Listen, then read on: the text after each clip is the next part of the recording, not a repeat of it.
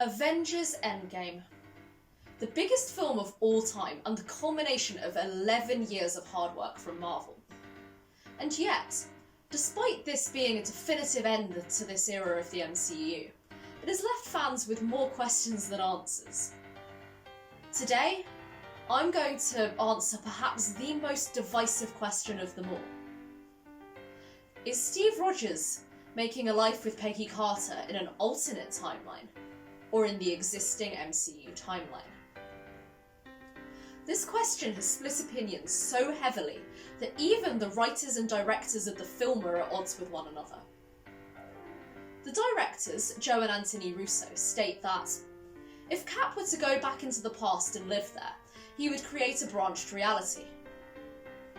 He lived his married life in a different universe from the main one, and he had to make a jump back into the main universe at the end to give the shield to Sam. The writers, Christopher Marcus and Stephen McFeely, state that the Ancient One states that when an Infinity Stone is removed from a timeline, it creates an alternate timeline. So Steve just being there wouldn't create another timeline. So I reject the Steve is in an alternate reality theory.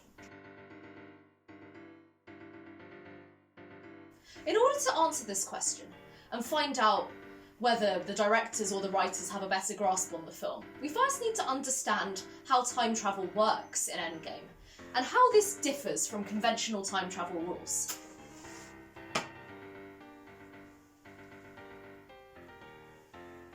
In Avengers Endgame, time travel is seen as one continuous line, always flowing forwards.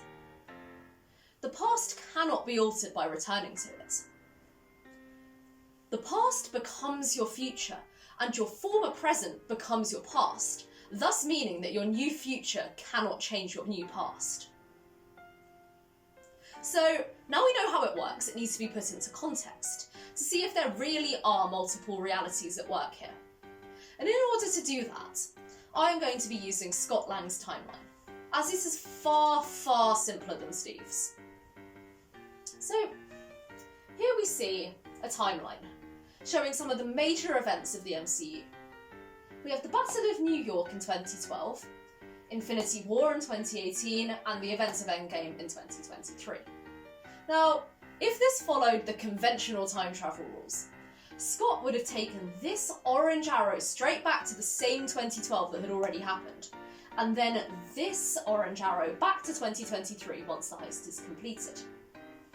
If this were the case, if Scott were travelling through the existing MCU, then people's memories would have been altered. 2023 would be different. In films such as Back to the Future and X-Men Days of Future Past, this is seen so clearly, where even the most minuscule change has a drastic effect. But this doesn't happen here. It's even said in the film that time travel will have no effect on events that have already happened. It's why Rhodey's idea of going back and killing baby Thanos wouldn't have worked.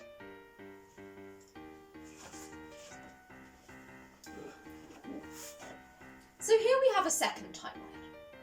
It has the same 2012, 2018 and 2023. But this time, instead of going back, Scott's timeline continues forward to 2012 and again to 2023. And this means that whatever he's done will have no effect on people's memories, like with conventional time travel. After all, your future cannot affect your past. So, what actually is happening then, if he isn't altering the existing timeline? The answer? Parallel timelines.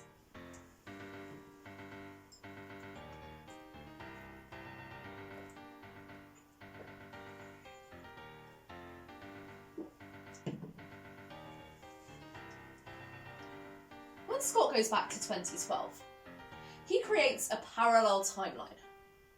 And in this timeline, Loki runs off with the Tesseract, Tony Stark has a heart attack, and Steve Rogers, well, he discovers that Bucky Barnes is alive.